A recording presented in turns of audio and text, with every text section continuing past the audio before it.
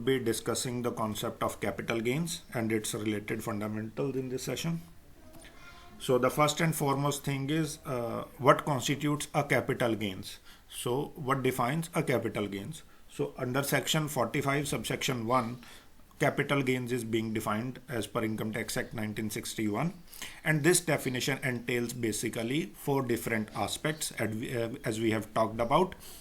The first is any profit and gains. So when we say profit and gains, it also means invariably it means income, or as we have talked in the concept of initial concepts only, there could be a return for loss as well, except the head of salary. We can incur loss in any of other heads, namely business or profession, house property, income, capital gains, or income from other sources. So when we say profit and gains, this term, these two words invariably also include the word or a reference to the word loss or as well as income. The second important aspect in this definition is a transfer. Means capital gains shall be inferred only in case of a transfer of an asset. And which asset? Capital asset. So that capital asset, this term constitutes the third aspect. And finally, during which duration? Basically all those capital assets who have been transferred, and on account of such transfer, if we have incurred any loss or have gained any profit or income, but with reference to only the relevant previous year.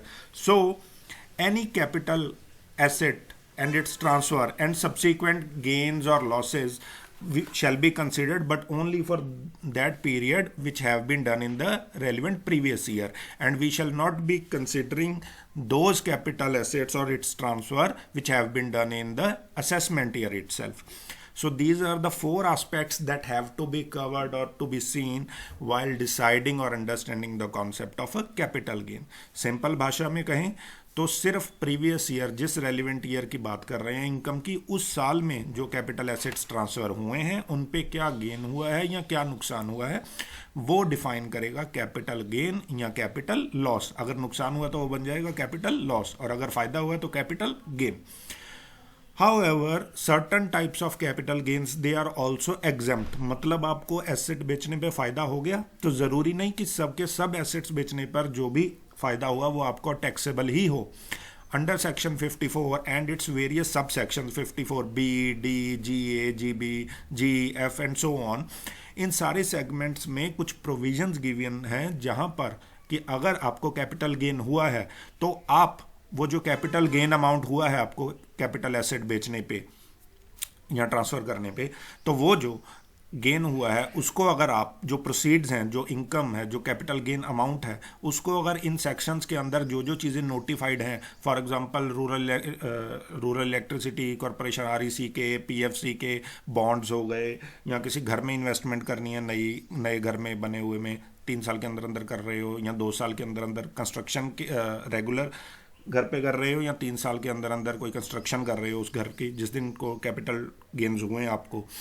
सो उन सारी cases में, अलग अलग cases में जो भी amount आपका capital gain हुआ था उस ट्रांजैक्शन से, वो सारे का सारा माफ होगा, वो टैक्सेबल नहीं रहेगा. So these are the some of the provisions that we would be discussing in the course of study that leads to exemption of capital gains. Then अगर हम बात करें, कुछ कंडीशंस हैं कैपिटल गेन को जो कि किसी भी एक नॉर्मल गेन को एक कैपिटल गेन बनाएंगी, और वो कंडीशंस जो है वो वाइटल कंडीशंस है टू अंडरस्टैंड एंड नॉमेनक्लेचर और basically define the scope of these capital gains. So capital gain में क्या क्या चीज, कौन कौन से गेन्स जो हैं वो क्वालिफाई हो जाएंगे कैपिटल गेन्स में, वो इन सब कंडीशंस पे डिपेंड करेगा. These will be the contingent condition. So सबसे पहली चीज़ है कि जिस एसेट की हम बात कर रहे हैं वो कैपिटल एसेट होना चाहिए.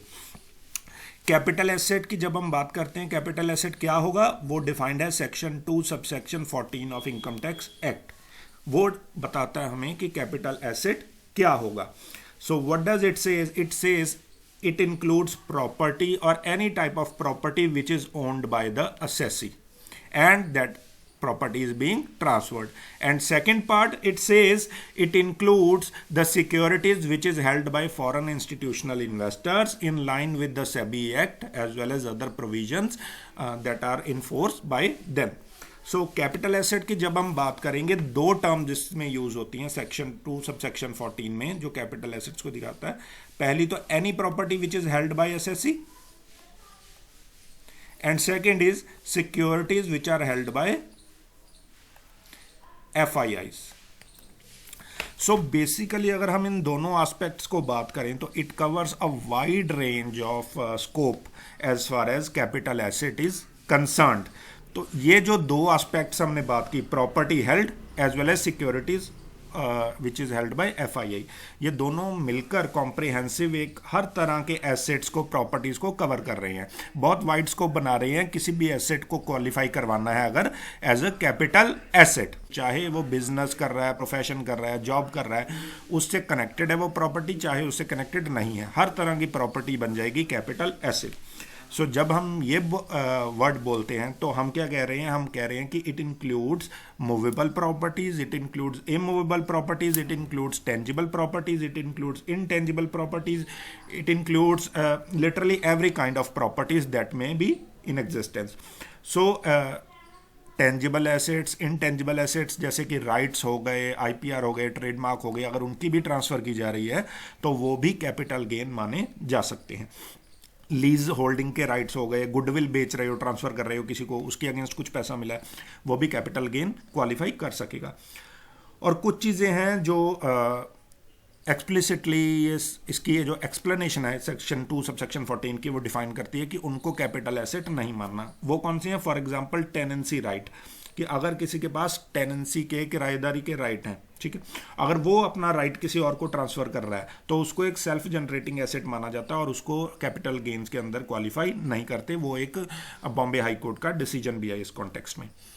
Then literally otherwise all type of assets, चाहे प्रॉपर्टी हो, इमूवेबल प्रॉपर्टी हो, चाहे मूवेबल प्रॉपर्टी हो, आपकी कोई भी चीज़ है, ज्वेलरी है, अदरवाइज कोई भी मूवेबल प्रॉपर्टी है, उसको भी हम कैपिटल एसेट मानेंगे. और second part, securities, any type of securities which is held by foreign institutional investors and so on related things. So residents के लिए तो सारी तरह की प्रॉपर्टी होगी, चाहे उसने शेयर्स लिए हैं, चाहे उसने इमूवेबल प्रॉपर्टी ली है, चाहे उसके पास कोई movable property, jewellery and so on. So जो बाहर वाले हैं उनके लिए, सिक्योरिटी मार्केट के लिए बेसिकली सिक्योरिटीज बॉट बाय और transacted by FIIs. Then the second aspect is the capital asset should have been transferred, should take place during that relevant year only. So जिस साल की इनकम की बात कर रहे हैं उस साल ही वो ट्रांसफ़र हुआ हो तो ही हम उसको उस साल का कैपिटल गेन मानेंगे. अगर वो असेसमेंट ईयर में ट्रांसफ़र हुआ है तो उसको हम प्रीवियस ईयर की इनकम में ऐड कंसीडर नहीं करेंगे. देन वो जो प्रॉफिट और गेन है, it shall not be outrightly exempted from tax under the provisions of section 54 and its related subsection B, D, F and so on as we talked. So capital gain तभी उसको taxable माना जाएगा अगर वो exempt नहीं है. जो जो कैटेगरीज एग्जम्पशन के लिए दी गई हैं, अगर वहाँ पर इन्वेस्टमेंट नहीं करी गई, उसमें से प्रोसीड्स जो कैपिटल गेन की जनरेट हुई ट्रांसफ़र करके एसेट की, अगर वहाँ पर नहीं लगाई गई तो वो सारे का सारा टैक्सेबल कैपिटल गेन बनेगा. So these are the related fundamentals related to capital gains. Then जैसे कि हमने बात की, सेक्शन 2 सब सेक्शन 14 डिफाइन करता है कैपिटल एसेट क्या होता है. सबसे पहली चीज़, any type of property which is held, whether it is movable or immovable, whether it is related to tangible or intangible, सब तरह की प्रॉपर्टी जो है वो क्वालिफाई करेगी to be eligible for considering capital gains. और हर तरह की प्रॉपर्टी बन जाएगी कैपिटल एसेट, और जो बन गया कैपिटल एसेट, अगर वो ट्रांसफ़र हुआ तो उस पर लग जाएगा कैपिटल गेन्स, यहाँ हो जाएगा अगर नुकसान हुआ तो capital loss. Then any security which is held by FIIs under the provisions related to SEBI Act and so on. Then हमने ट्रांसफर्ड वर्ड किया, यहाँ पर हमने एक शब्द यूज किया transferred. The second condition was the capital asset should have been transferred. ठीक है, what does this transfer entails and when does we consider a transfer to be completed one. अगर हम ट्रांसफ़र की बात करें, a transfer does not merely takes place immediately because an agreement has been entered for transfer of an asset. So simply agreement कर लेना for transferring, यहाँ consideration पे कर देना एडवांस में कुछ money, that does not merely leads to an actual completion of a transfer transaction. So the following rules have been framed or prescribed to be considering for transfer to be an effective and valid one. जो हम transfer करेंगे अगर उसको हम valid मानना है तो उसके लिए कुछ प्रेसिडेंट्स हैं, कुछ रूल्स हैं जो कि फॉलो करने पड़ेंगे. कौन से? सबसे पहले अगर इमूवेबल प्रॉपर्टी है, सो इमूवेबल प्रॉपर्टी के केस में क्या होता है कि रजिस्ट्रेशन एक्ट में भी मेंशन्ड है 1908 में, और transfer of immovable property act जो है, ट्रांसफ़र ऑफ प्रॉपर्टी एक्ट 1882, उसके अंदर भी प्रोविजन मेंशन्ड है कि अगर कोई इमूवेबल प्रॉपर्टी है तो अगर उसकी वैल्यू 100 रुपये से ज़्यादा है उस प्रॉपर्टी की वैल्यू, तो उसको मैंडेटरी रजिस्टर करवाना पड़ेगा. मतलब जो सब रजिस्ट्रार के पास जाके आप उसको रजिस्ट्रेशन कराओगे, एग्जीक्यूट कराओगे. अगर आप ट्रांसफ़र कर रहे हो, सेल कर रहे हो, एक्सचेंज कर रहे हो, गिफ्ट कर रहे हो किसी को भी, अगर उस प्रॉपर्टी की वैल्यू 100 रुपये से ज़्यादा है तो उसको टाइटल डीड के थ्रू जो है वो रजिस्ट्रेशन करवाना पड़ेगा in the name of purchaser जो खरीद रहा है. ओरल उसकी ट्रांसफ़र नहीं मानी जाएगी. Then certain types of properties which are defined where the condition of this section 53A are satisfied, that property shall be considered as transferred even if the documents of such property are not registered. So कई cases हैं जहां पर ये registration mandatory नहीं है, return में जो है ट्रांसफ़र मैंडेटरी नहीं है. Section 53A of transfer property act 1882 के अंदर वो प्रोविजंस मेंशन्ड है. देन अगर हम मूवेबल प्रॉपर्टी की बात करें तो मूवेबल प्रॉपर्टी के केस में sale of goods act 1930 applicable होता है बेसिकली. उसकी अगर हम बात करें तो उस केस में मूवेबल प्रॉपर्टी की हम कब ट्रांसफ़र मानते हैं, उसकी ट्रांसफ़र मानी जाती है थ्रू डिलीवरी ऑफ पोजेशन. मतलब आपके पास एसी था, कार था, और in addition to documentation that is not anyhow mandatory for all aspects, but fundamentally in case of movable property ownership passes as and when there is a delivery of possession to the particular item concern. So AC था, आपने उसको बेचा, उसकी delivery दे दी, उसको hand over कर दिया, then it could be considered as a transfer has been effective because that person gets a possession of the particular property. Now there are certain cases where this capital gain is taxable in the previous year in which consideration is received and not in the previous year in which asset is being transferred.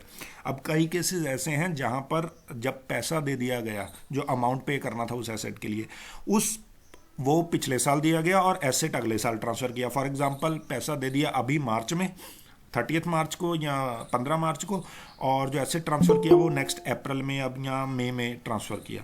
सो कई cases ऐसे हैं जहां पर for example compulsory acquisition by government of a property और amount which is received by from an insurance company.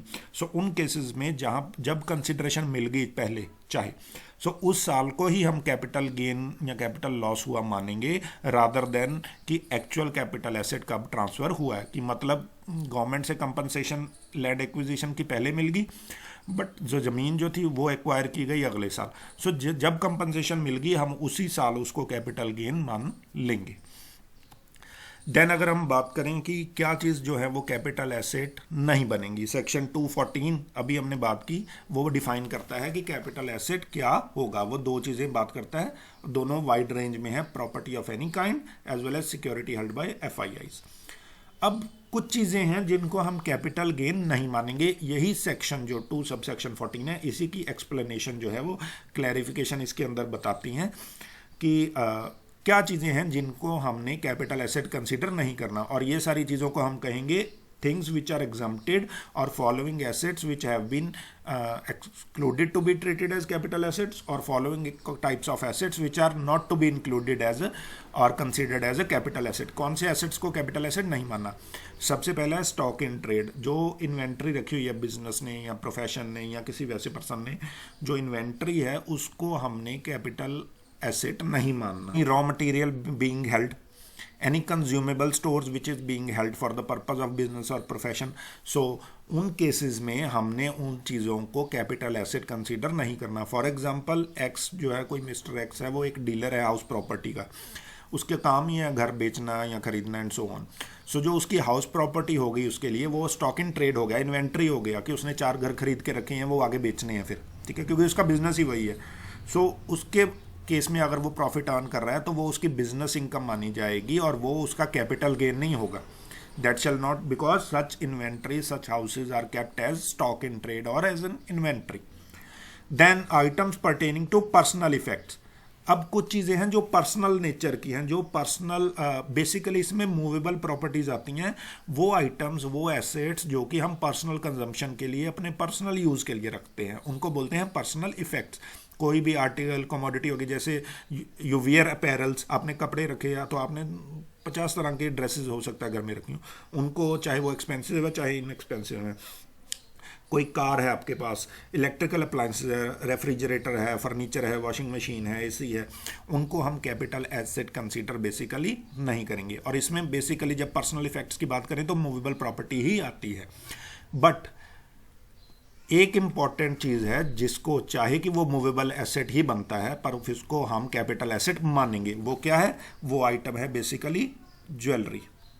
So jewellery जो है उसको चाहे कि वो पर्सनल यूज़ के लिए ली गई है, पर्सनल यूज़ के लिए रखी गई है, और चाहे कि वो मूवेबल एसेट भी है, बट उसको जो है वो कैपिटल एसेट माना जाता है। सो अगर ज्वेलरी ट्रांसफ़र की, बेची, एक्सचेंज की, कुछ भी किया, तो उस पर जो अगर फ़ायदा हुआ तो उसको कैपिटल गेन माना जाएगा, because jewellery is considered as a capital asset since 1973 now.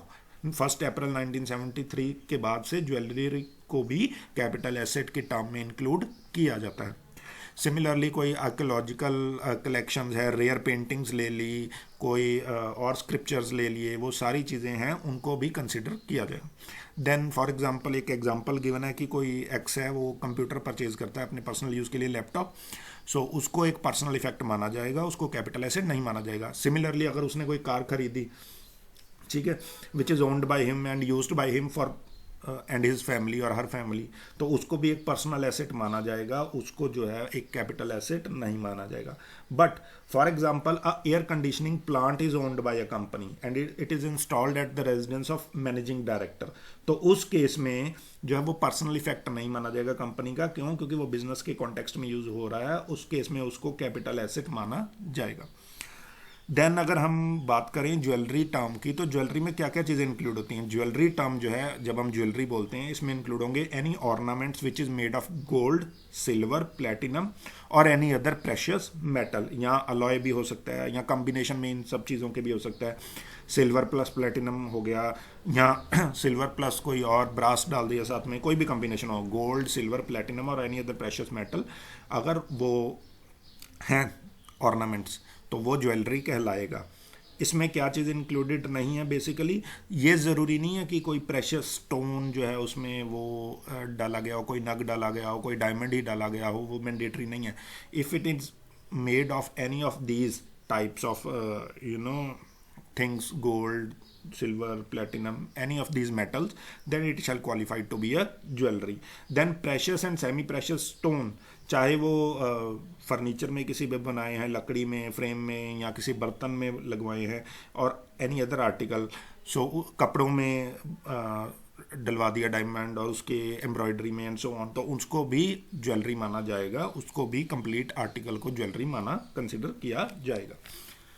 Then agricultural land जो कि स्पेसिफाइड एरिया में सिचुएटेड ना हो, उसको हम कैपिटल एसेट नहीं मानते। अब कौन सा एरिया है जिसको स्पेसिफाइड एरिया मानना है, और उससे बाहर की जो एग्रीकल्चरल लैंड है उसको जो है हमने कंसिडर नहीं करना एज ए कैपिटल एसेट। वो है, उसके लिए क्राइटेरिया गिवन है, वो है डिस्टेंस। डिस्टेंस जो है with in municipal limits, municipality की लिमिट से या म्यूनिसिपल कॉरपोरेशन की या सिटी की लिमिट से कितना दूर है वो ज़मीन जिसको हम एग्रीकल्चरल लैंड बोल रहे हैं, वो डिसाइड करेगा कि क्या उसको कैपिटल एसेट मानना है या नहीं मानना है। उसको बोलते हैं स्पेसिफाइड एरिया। सो अगर म्यूनिसिपैलिटी या कैंटोनमेंट बोर्ड की बात करें, इसमें दो एस्पेक्ट्स आते हैं, एक तो पॉपुलेशन और एक डिस्टेंस। सो जिस एरिया की पॉपुलेशन 10,000 से ज़्यादा है, सो हवा में अगर हम डिस्टेंस मेजर करें तो 3 कैटेगरीज हैं, 2 किलोमीटर, 6 किलोमीटर और 8 किलोमीटर। सो पॉपुलेशन के बेसिस पे डिपेंड करेगा। अगर 10,000 से लेके 1 लाख तक पॉपुलेशन है तो 2 किलोमीटर, अगर 1 लाख से लेके 10 लाख तक पॉपुलेशन है तो 6 किलोमीटर, और 10 लाख से ज़्यादा अगर किसी सिटी की या म्यूनिसिपैलिटी कैंटोनमेंट बोर्ड की पॉपुलेशन है तो 8 किलोमीटर। सो अगर उससे बाहर है वो एरिया तो उसको एग्रीकल्चरल लैंड को कैपिटल एसेट नहीं मानना। अगर इस लिमिट के बीच में है, अंदर है, एरियली अगर हम मेजर करें तो जहाँ पर म्यूनिसिपैलिटी की लिमिट है वहाँ से 8 किलोमीटर के अंदर है और उस सिटी की पॉपुलेशन 10 लाख से ज़्यादा है, तो उस ज़मीन को कैपिटल एसेट, अगर उस पर एग्रीकल्चरल लैंड है चाहे, अगर उसको बेच के फ़ायदा हुआ तो कैपिटल एसेट क्वालिफाई होगा। अगर 8 किलोमीटर से ज़्यादा हो गया तो नहीं होगा। सिमिलरली अगर 10,000 की population and so on, depending upon these 3 parameters, 2 kilometre, 6 kilometre, 8 kilometre, depending upon population क्या है। सो पॉपुलेशन कैसे पता लगेगी? जो पिछले सेंसस की फिगर्स है। आज पॉपुलेशन क्या है ये नहीं हमने देखना।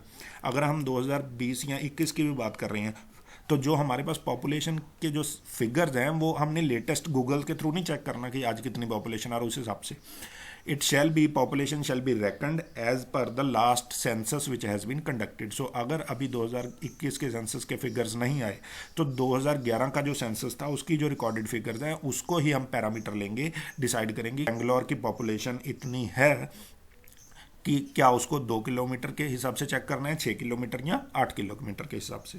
अगर उस दायरे के अंदर है तो वो क्वालिफाई करेगा कैपिटल एसेट, अगर उससे बाहर है तो कैपिटल एसेट नहीं मानना। देन फाइनली कोई स्पेशल बीरर बॉन्ड्स है अंडर दिस स्कीम 1991, हालांकि अब ये एग्जिस्टेंस में नहीं है। गोल्ड बॉन्ड्स इशू किए गए हैं गोल्ड डिपॉजिट स्कीम्स के अंदर, तो उसको भी कैपिटल एसेट कंसीडर नहीं करना। So these are the all the things that shall not be considered as capital asset.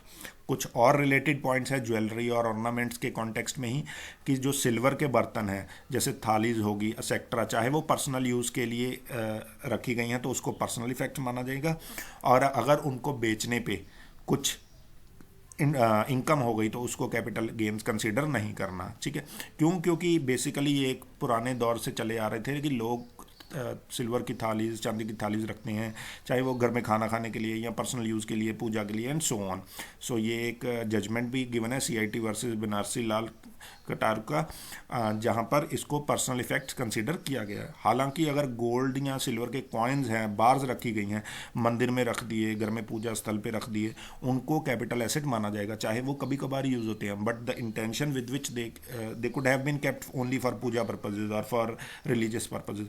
But if they are made of gold silver coins और they are bars of gold, so उनको भी capital asset माना जाएगा। Then कोई ऐसी property जो personal या house hold use के लिए रखी गई है, सेरेमनियल ओकेजन, कि कभी कभी कोई घर में जब पूजा पाठ हुआ या कोई विशेष सेरेमनी हुई तभी उसको यूज़ करना है, उसको पर्सनल इफेक्ट ही माना जाएगा। Then in order to qualify agricultural land in India, it is not necessary that land was once agricultural land. जब हम एग्रीकल्चरल लैंड की बात कर रहे हैं और उसकी एग्जाम्पशन की बात कर रहे हैं, जैसे हमने पिछले पॉइंट में पढ़ा, तो ये ज़रूरी नहीं है कि पहले वो एग्रीकल्चरल लैंड होती थी या हिस्ट्री में कभी होती थी।